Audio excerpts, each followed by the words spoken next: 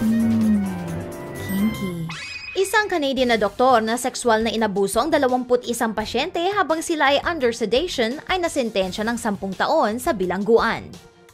Ang 65-year-old na anesthesiologist na si George Dudnot ang umabuso sa mga babae na nasa edad na 25 hanggang 75 habang ginagamot ang mga ito.